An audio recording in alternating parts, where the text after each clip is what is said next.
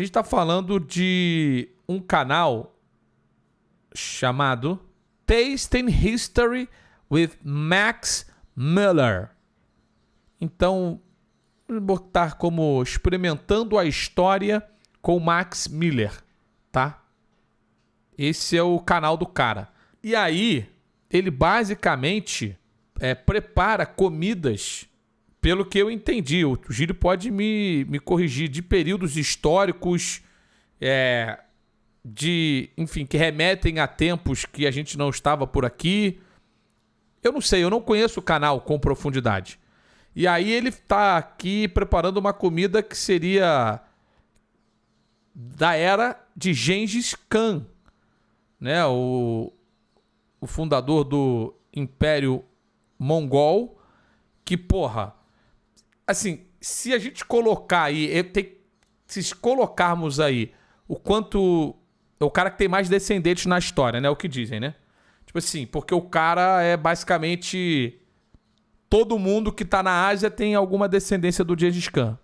Tipo assim, um estudo avaliou o cromossomo Y de 2.000 homens asiáticos e descobriu que 8% deles pertenciam à mesma linhagem paterna.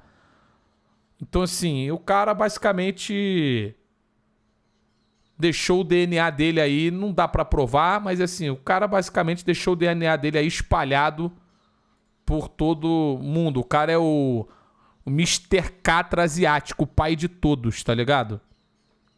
Então, aqui, pelo que eu entendi, eles vão preparar um alimento, o cara vai preparar um alimento que era um alimento da era do Genghis Khan, da época de Genghis Khan.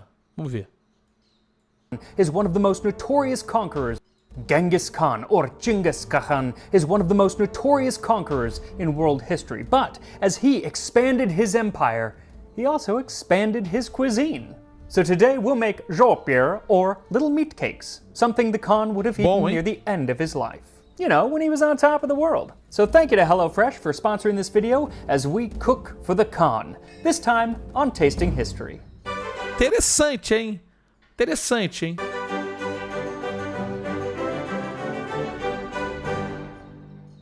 So this parada bem produzida, hein? recipe comes from the Yinqiang Jiangyao by Ho. Pô, o maluco fala um chinesinho arrumado, hein? Te dá o papo. Aqui. So this recipe comes from the Yinqiang Jiangyao by Ho Shaohui. It was written for the great Khan of the Mongol Empire, Buyantu Khan, who also happened to be the fourth emperor of the Yuan dynasty in China. And the book is the epitome of the great Asian empire that Genghis Khan created. It was written for a Mongol in Chinese by someone who was probably of Turkic descent, and it includes recipes from all over his empire and beyond. And this recipe for lil meat cakes, not little, but lil, like just a diminutive, includes ingredients also from all over his empire. Select mutton, 10 qin. Remove the fat. O que seria isso aqui, ó? Selecione o cordeiro. 10 queixos. Eu tenho 2. Não tenho 10, eu tenho 2 aqui. Serve ou não? Remova a gordura, membrana e tendões. Membrane and sinew. Mash into a paste with asafoetida, 3 qian, black pepper, 2 liang, long pepper... Peraí, irmão. Peraí, cara. Tá, então você vai... Pô, o cara tá... Paste with asafoetida. Esmague até formar uma pasta com Não, açafétida não dá, né? Essa tradução ficou estranha aqui, né? Misture até virar uma pasta açafétida. 3 qian, black pepper, 2 liang, long pepper, 1 liang, finely ground coriander, 1 liang. For ingredients, use salt. Tá usando a porrada de sabor aí. Pimenta, cacete, pimenta e vambora. Adjust flavors evenly. Use the fingers to make cakes, put into vegetable oil, and fry. So first I want to thank Roy Chan of the Deixa eu voltar pra cá porque eu prefiro essa assim. University of Oregon for helping me with the Chinese translations as well as the Chinese pronunciation. Pô, maluco é um monstro, hein? Como é que é o nome do cara? Roy Chan. Oregon for helping me with the Chinese translations as well as the Chinese pronunciation. Now when it comes to the pronunciation of Genghis Khan or Genghis Khan, there are actually multiple versions of the pronunciation depending on where you are and when you are.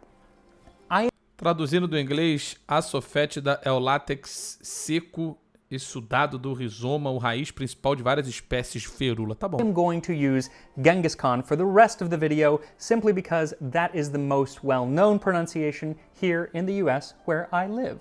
Now this recipe makes like 100 cakes. It's absolutely huge, so I am cutting it down. But what's cool is that for an old recipe, it's really well written because it includes quantities for pretty much all of the ingredients, which is very, very rare. So we really know what this probably tasted like, but I am cutting it way, way back. So for this recipe, what you'll need is 1 pound or 450 grams of ground lamb or mutton. Vocês gostam de carne de cordeiro ou não? Cordeiro moído? Vocês são fã ou não? A quarter teaspoon asafoetida powder. Now we've talked É um 50 grams temperinho lá. of ground lamb or mutton. A Tá bom, isso. Porra aí, é um temperinho, é uma mistura de temperos. Tá quarter bom. teaspoon asafoetida powder. Now we've talked about asafoetida before on this show in the episode on Parthian chicken. And it is a wonderfully complex but polarizing ingredient. It's a spice now used mostly in Indian cuisine, and it was used a lot in ancient Rome. And it used to be called Esterco do diabo. devil's dung. It does not smell good. It smells like rotten garlic.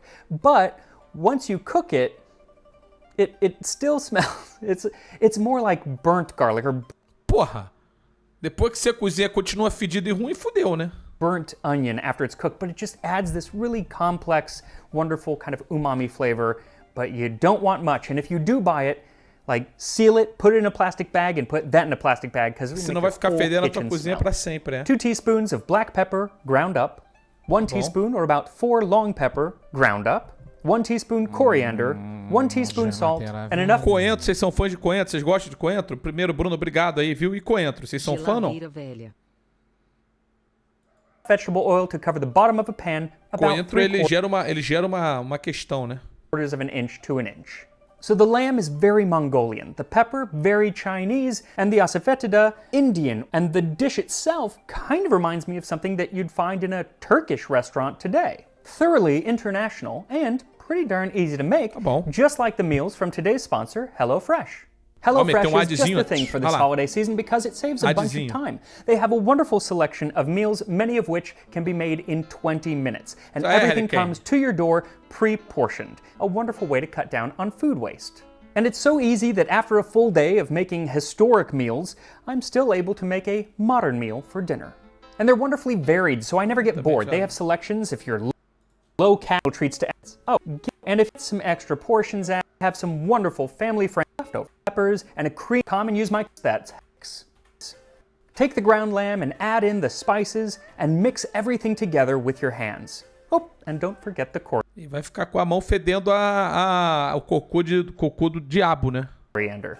Once everything is well mixed, form the meat into little flat cakes about 1.5 inches across. The recipe should make about 10 to 12, and I would make sure that they're fairly thin because when you put them in the oil, they start to puff up, and if they're too thick, then they just become meatballs, which is also delicious, so do what you want. Then heat the oil in the pan until it gets to about 350 to 375 degrees Fahrenheit, that's 175 Celsius. Then carefully add the cake. Namora, vamos falar a verdade, né? Pô, o americano com esse bagulho de Fahrenheit também. Porra, meu, Fahrenheit, pô, isso é palhaçada, tá? Porra, meu irmão. Fahrenheit, pô, cacete com Fahrenheit. To the pan and leave them undisturbed for about 2 minutes. And it's okay if the oil doesn't completely submerge them, but it's also okay if it does. At 2 minutes, flip them over and let them fry for another... E tem o seguinte aqui, rapaziada, isso aqui é pra vocês comerem a comida que, porra, Genghis Khan comeu, tá ligado? Não é qualquer parada não, se você quiser aprender... Não sei se vai ser elaborado ou não, mas a graça do vídeo aqui é a gente saber o que os caras comiam em uma era muito diferente da nossa e o que o Genghis Khan comia. 1.5 minutes, or until they're a nice deep brown. Then take them out and let them drain and cool while you fry up the rest of the cakes. Then make sure to hit the like button and subscribe to Tasting History, otherwise Genghis Khan might think you don't like his video, and that might make him upset. And you would not like Genghis when he's upset. Ih, vai meter a história agora, Temujin, the boy who would grow up to be Genghis Khan, was born in northern Mongolia in the mid-12th century. The society he grew up in was one of nomads, always on the move trying to find fresh pastures for their sheep, goats, horses, and sometimes cattle. And because of this, they relied mostly on these animals for the bulk of their diet. They got almost all of their vitamin C from sheep's milk, butter, and kurut, which was a type of curd that was then pressed between rocks to make a firm cheese. Tu vê, né, como é que é a parada. É muito maneiro, bicho. Os caras já faziam coisas que a gente faz hoje há 1000 anos. And when necessary, or when they could spare them, they would eat the animals for meat. But they also did a lot of hunting, for things like Bactrian camels, wolves, snow leopard, reindeer, bear, marmot, and game birds. When it came to drinking, they enjoyed airag, or kumis, which is mare's milk that has been left to ferment. And before you turn up your nose at horse milk that's been fermented, listen to what William of Rubruck, a traveler from the 13th century, had to say. Kumis, that is mare's milk, is moderately bitter. It bites the tongue like a harsh wine, and after a person ceases to drink, there remains a flavor of almond milk. Ó, docinho então, olha lá, que beleza aí, ó. Leite de égua, tá, rapaziada? Não é leite, é que ele meteu leite de cavalo aqui, mas é leite de égua, tá? Não é daqueles negócios que vocês ficam vendo, não. Pera aí. It provides a great deal of internal human joy, and it even intoxicates weak heads. It provides urine a great deal. Provides a great deal of internal human joy and provides urine? Well, that gets my stamp of approval. Now, young Temujin started life out rather privileged, the son of a great chief. Unfortunately, when he was only 9 or 10, his father died, poisoned while sharing a meal at a wedding by Tatars, a rival clan or tribe, and one of the first that Genghis would go on O cara é vingativo, filho. Falando vingativo, tá? to conquer. But before he could do that, he had to step up and take his father's place as chief. It did not go well. His tribe basically said, "You're a boy, meh," and not only did they not accept him, Meh. they left him, his mother, and his brothers out on the Caralho. Asian steppe to languish.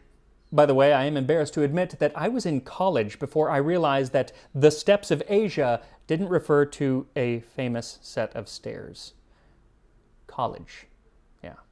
Bom, Anyway, ninguém aqui nem sabia o que abandoned eram os as they- estepes da... Acho que alguém aqui sabia o que eram os estepes da Ásia. As estepes da Ásia. Ninguém sabia até agora, irmão. Eu fui aprender depois da faculdade, com 35 anos, num canal do YouTube, parceiro. E tu tá preocupado porque você... Porra, meu irmão. They were, for several years, they subsisted on the small game that Temujin and his brothers could catch, while his mother went collecting the wild apples and the bird cherries. Day and night she nourished their throats, digging up garden burnet and cinquefoil roots. Mother Ujin's children, nourished with wild garlic and wild onions, managed to grow up to become khans. To nourish their mother, they went fishing with hooks for miserable fish, bending a fish hook from a needle. Not too glamorous, but perhaps it was this lifestyle O cara é that forged him sobrevivente, into hein? the great É. man he would O cara era become. sobrevivente. Terrible, yes, but great. Now, I won't go into the details of how Temujin, catcher of miserable fish, turned into Genghis Khan, universal ruler, that is what it means, but it took an army to get him there. One of the greatest military forces the world had ever seen, and it's said that an army walks, or in this case, rides on its stomach, but what is it that they were eating? Now, for most of our information, we have to rely on European and Chinese writers, and mostly they were writing actually about Genghis Khan's sons and grandsons, but we can definitely get a glimpse of what it was like to travel with a Mongolian horde. William of Rubruck says that they had cow's milk that they would boil down so much that it became like butter that required no salt to keep it fresh, and they would Manteiguinha das antigas. Assim, o que tá acontecendo aqui? O que tá acontecendo é que nós estamos vendo um vídeo do cara que tá alimentando, que tá fazendo um prato da era de Genghis Khan e tá contando a história aqui pra gente aprender um pouquinho. keep it in mantequilla sheep's stomachs, fresca. perfect for a long trip. After they would make this, they still had some buttermilk, and they would boil that down and then dry it, so that it is thereby made hard, just like the slag of iron. In the winter, they place this bitter, coagulated milk, which they call grut, in a hide bag and pour on top hot water, and they shake the bag strongly until the coagulated milk is dissolved. Yummy. Now, when times were good, they subsisted mostly on this milk and meat, which typically they ate boiled. They didn't really eat much rice or grain because they thought that was fit for their slaves and the other captives that went around with them. Even when times weren't good, rather than going the rice route, they opted for meat. Mas aí também eu não vou culpar, né? Os caras só queriam comer, queriam comer o filezinho, só carne, só carninha. An emissary from the Pope who traveled with the Mongol army shortly after Genghis Khan died wrote about a time when the army under Genghis was starving. On that occasion, they happened to find the fresh entrails of a beast. They took and cooked them, discarding only the dung. And bearing them before Genghis, he ate the entrails with his men. And from then on, it was ordained by him that they should throw away neither blood, nor entrails, nor nothing else from a beast, which they eat, excepting the dung. Vamos falar a verdade? Pô, entranha. Já, quando você for no açougue hoje em dia, pode pedir. Você vai lá no açougue e fala assim, eu quero entranha. Pode pedir. Do boi.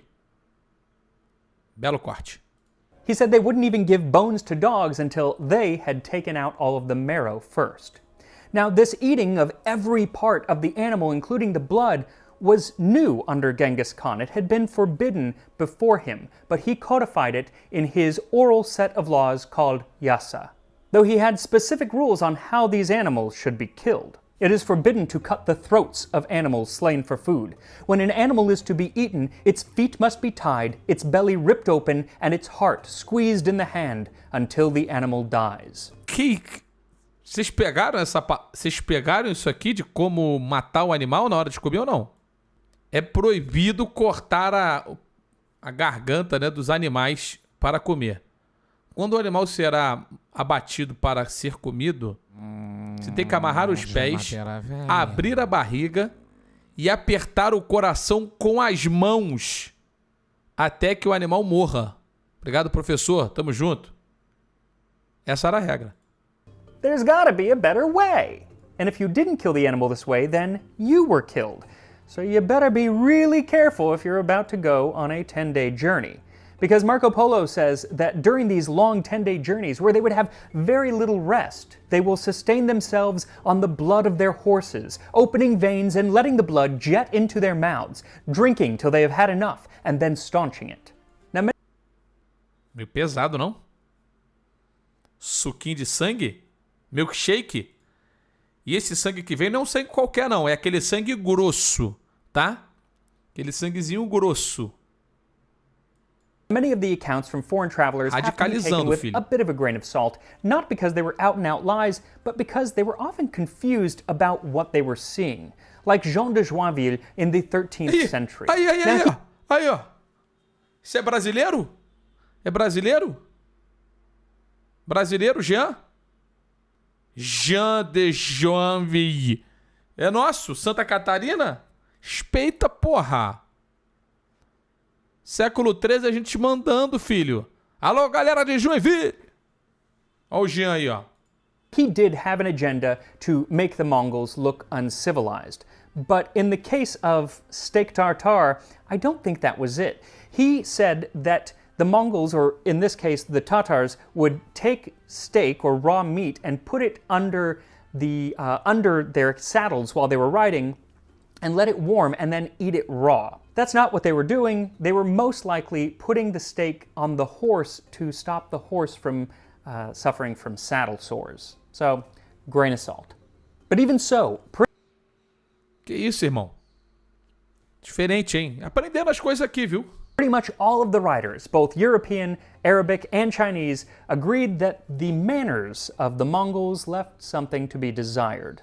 When grease from meat would drip down their hands and arms, they would wipe them on their boots. And then, if they did want to wash their hands, they would wash it in the water that the meat had been cooked in and basically let the water go back into the pot. Mas se tá quente, a gente sabe que a água quente, o calor mata tudo, pô. O calor mata tudo. In other instances, they were rather fastidious about their water and keeping it clean. It was part of their religion. You couldn't spit water back into water. That was against the rules. But I guess meat water, not a problem. And like I said, they were all about that meat. They like horse meat more than any other meat. They even eat rats and dogs and dine on cats. Eu já comi tipo um presunto, tipo um embutido de cavalo, tá ligado? Comi um fondue lá em Genebra, e eles lá no lago de Genebra, né? Fomos comer um fondue lá no lago de Genebra e eles servem um embutido de cavalo. Parece um presunto cru. Não, presunto cru não. Parece um presunto copa, sabe? E aí, beleza, irmão. O camarada meu não me falou o que era. Olha, vou experimentar essa porra aí, vambora. Aí depois ele falou, come que depois eu te falo o que é. Eu já sabia que não era algo que eu imaginava que era, né? E aí um belo fondue de queijo com esse embutido de cavalo. E não tava ruim não, hein, cara. Era um embutido bem ok. Quando você pensa no cavalo, o problema tá na sua cabeça, não na comida. Cats with great pleasure. They drink wine whenever they want it. They get drunk every day on kumis. And when they celebrate holidays and the festivals of their forefathers, they spend their time in singing, or rather shrieking, and in drinking bouts continuously for 6 days. They eat human meat like lions, devouring it roasted on the fire and soaked with grease. When they take someone hostile to themselves, they come together in one place to eat him in vengeance. They avidly Que isso, irmão? suck his blood, just like hellish vampires. Ah, isso aí é lenda, não é possível, mano. Isso é lenda. Now we talked about what young E ficou em espanhol por quê, mano? Genghis would have eaten, and what he would have eaten with the army, maybe as he conquered his way across Asia. But what then? What happens to a man's palate Se a gente botar em espanhol, o que será que vai acontecer? when you've conquered from the Caucasus to China? It's got to evolve. And by the end of his reign, and definitely that of his children, food and manners had evolved as they poured in from all parts of Asia. Noodles and bread from China, spices from the Middle East and India, and even France pitched in to this new Pax Mongolica.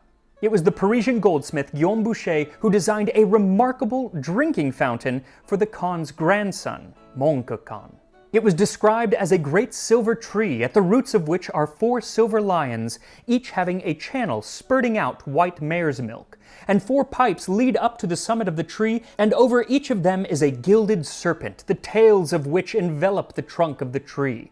And from one of these pipes pours forth wine, from another karakumis, from another boal, that is, a honey drink, and from another rice beer. At the very top, Master Guillaume has made an angel. Imagina, tu tá rodando aí, tá no meio da cidade, aí tem uma fonte com vinhozinho, cervejinho, refrigerante, uma aguinha com gás. Holding a trumpet. From horse blood to this in about 20 years. Pretty impressive. Now, that second drink, the karakumis, it means black kumis, and it was clarified mare's milk. It was the fermented mare's milk that had been clarified by laboriously taking out all of the milk solids, making it clear, not black. It was called black because it came from the black mare. And it was prized amongst the Khans and may have been one of the things that led to Genghis Khan's son's death. See, Olgadai Khan had a drinking problem, and he knew it. In fact, he had one of his officials Tem jeito, né? Sabe como é que é? Isso é complicado. monitor his alcohol intake. He was supposed to cut down on the number of cups that he drank each day by half. And he did that by making cups that were twice as big as normal cups. And so he Gênio, né? O cara é simplesmente um gênio. Isso daí eu vou fazer na minha dieta, né? Você não come 2 colherzinhas de alguma coisa. Aí tu vai lá e pega, porra, 2 garfadas de batata frita. Aquela que tu chega, pega aquele garfo, empilha 500 batata frita e fala assim, não. Foram 2 garfadas de batata frita só, pô. Foram 2 garfadinhas de batata frita.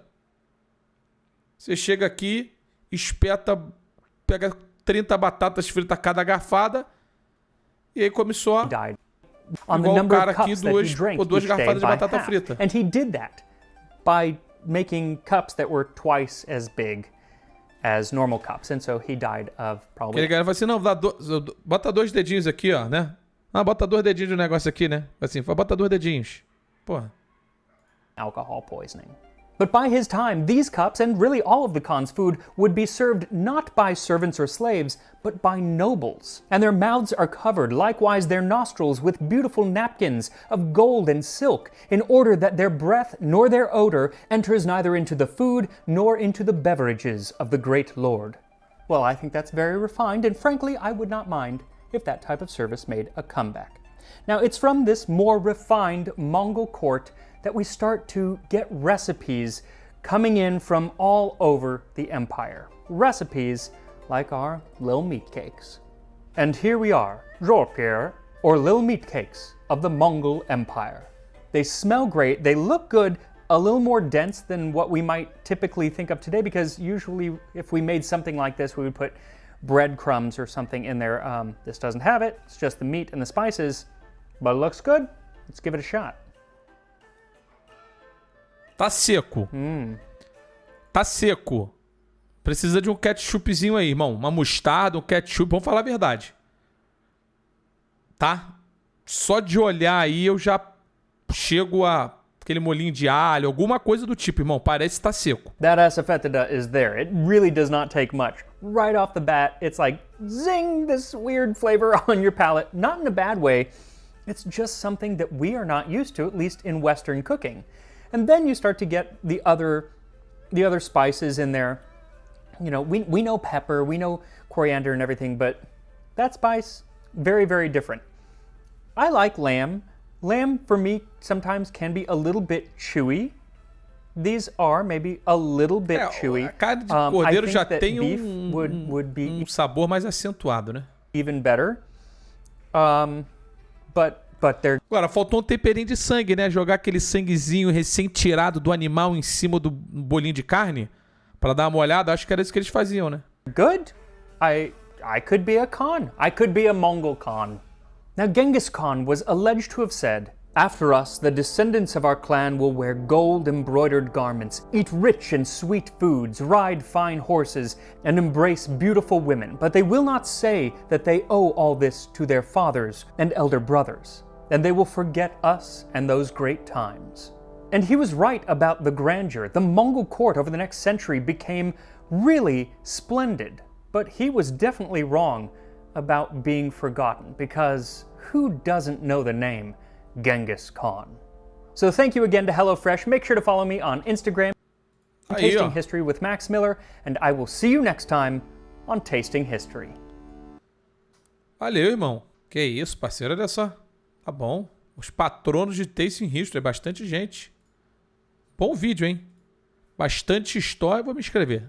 Depois eu vejo se tem mais coisa boa do malandro aí, porque eu achei legal. Achei interessante. Agora, ele conta mais história do que faz a cozinha, né? Não é um prato que eu vou chegar hoje à noite, que eu vou sair pra jantar e falar assim, não, tô a fim de comer o bolinho de carne do Genghis Khan. Não chega a isso. Não chega a isso. Me pareceu seco. Porém, interessante, né? Interessante.